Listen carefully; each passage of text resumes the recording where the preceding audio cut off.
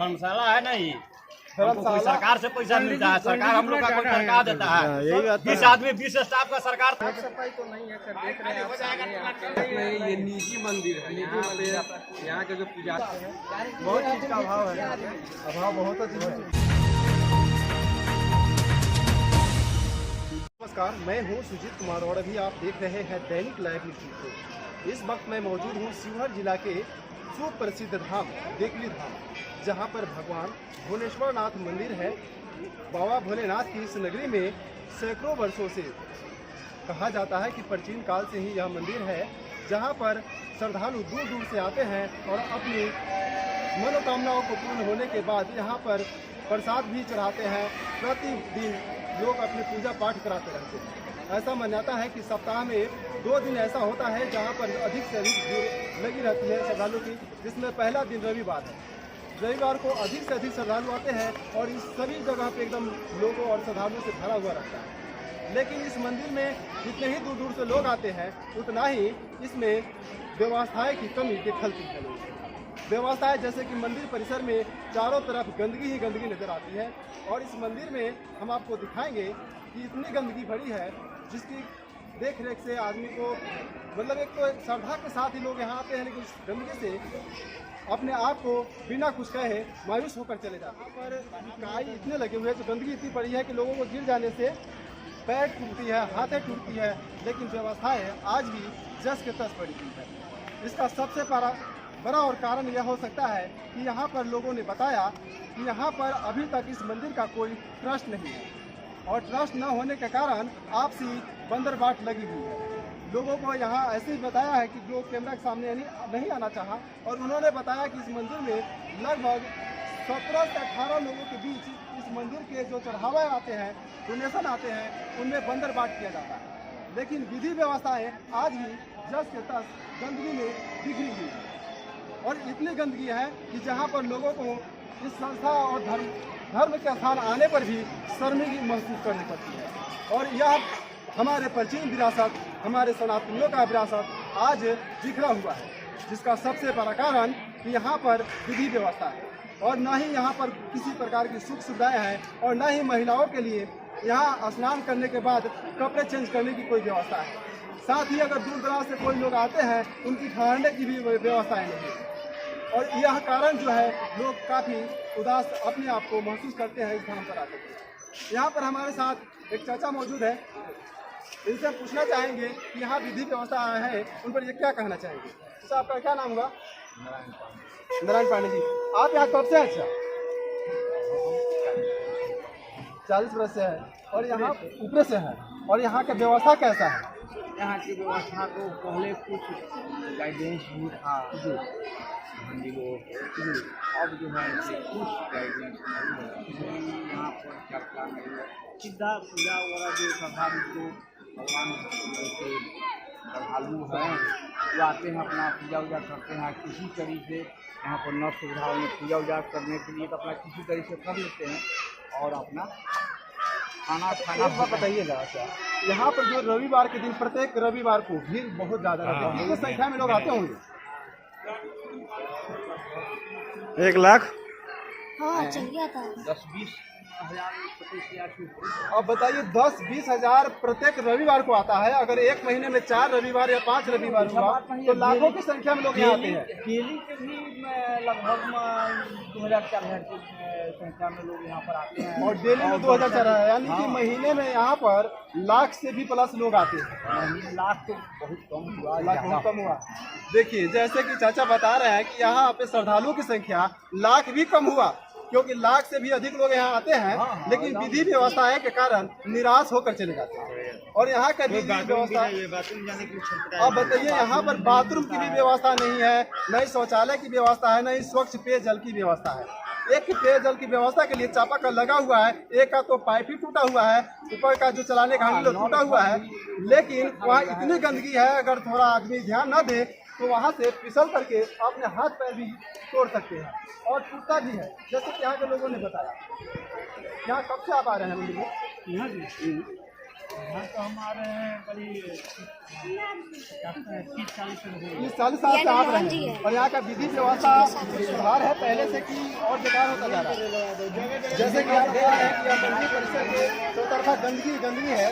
इस गंदगी से इस गंदगी के बीच गंदगी भी पड़ी हुई है चौतरफा। इसमें क्या कहेंगे? विधि व्यवस्था सुधार होना चाहिए, ट्रस्ट का निर्माण होना चाहिए या नहीं? तो ये कल जो है आप ये बताइएगा, यह कल है कितने लाखों के श्रद्धालु आते हैं भोलेनाथ के मंदिर का ऐसे नहीं बैलेंस होए तो अपने आप को गिर करके हाथ पैर टूट जाते हैं।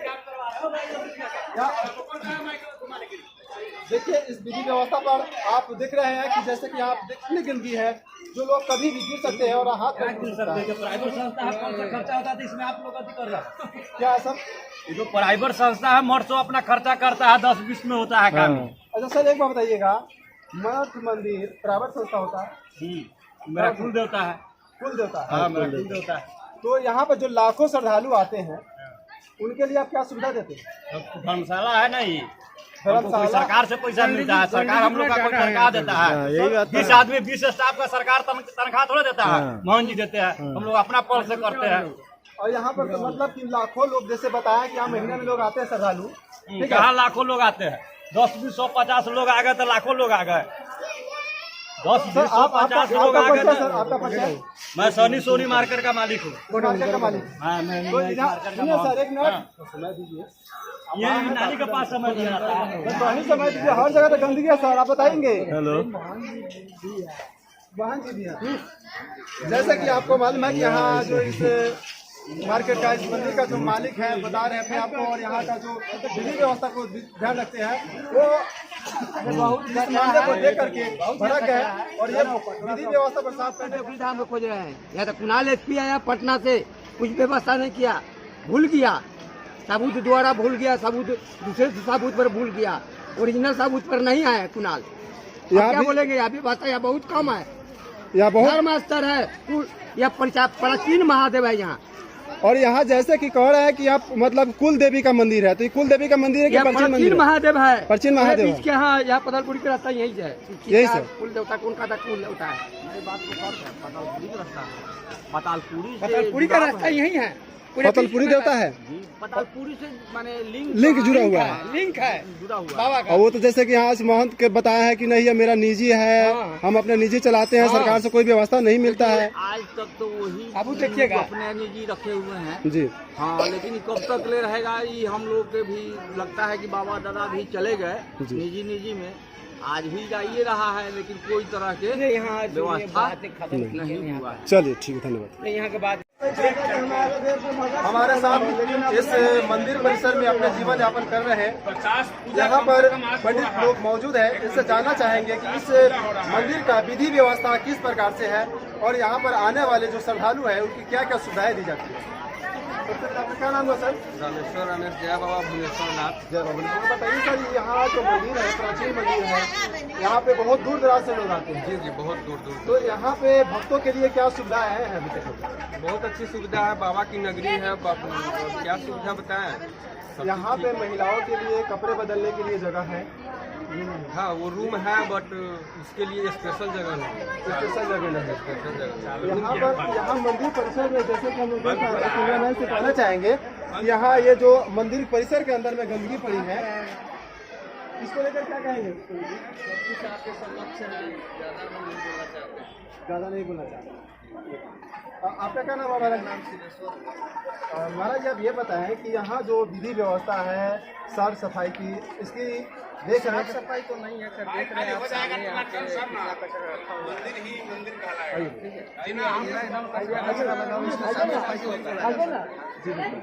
तो सर ये बताएंगे कि यहाँ का कोई ट्रस्ट है या फिर ऐसा ही चल रहा है? इस चीज का जानकारी हम नहीं दे पाएंगे। तो अब ये बताइए कि यहाँ मंदिर के लोग मतलब एक तरह से पंडित लोग या लोगों को विधि व्यवस्था हर चीज के ज्ञान रखते हैं, पूजा प्रदान कराते हैं और यहीं अपना जीवन यापन करते हैं। इनको ये ना पता है कि यहाँ इस मंदिर में ट्रस्ट चल रहा है या नहीं। अब आगे ट्रस्ट नहीं है, यहाँ पर ट्रस्ट नहीं ट्रस्ट है। नहीं ट्रस्ट है। नहीं, ये निजी मंदिर है। यहाँ पे यहाँ के जो पुजारी हैं ये लोग निजी हैं। यहाँ पे जो भी आमदनी है उन लोग का निजी आमदनी, कोई सरकार का कोई ये नहीं है। तो निजी आमदनी आता है, इससे कोई व्यवस्था मंदिर के श्रद्धालुओं के लिए नहीं है। अभी ये चीज आप लोग के समक्ष है, इसमें हम कुछ कहेंगे हम।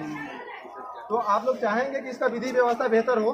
जी एकदम चाहेंगे, अवश्य चाहेंगे। इसमें कोई दुमत की बात नहीं। तो आज जैसा कि आपने देखा कि यहाँ पर जो है श्रद्धालु तो बहुत दूर दूर से आते हैं। 365 दिन जो है हमेशा यहाँ पर भीड़ लगी रहती है, लेकिन कुछ ऐसा विशेष दिन है जिस दिन ज़्यादा भीड़ होती है, ज़्यादा काफ़ी संख्या में भीड़ होती है। तो वो कौन सा दिन है जिस दिन ज़्यादा भीड़ होती है? सिर्फ रविवार को।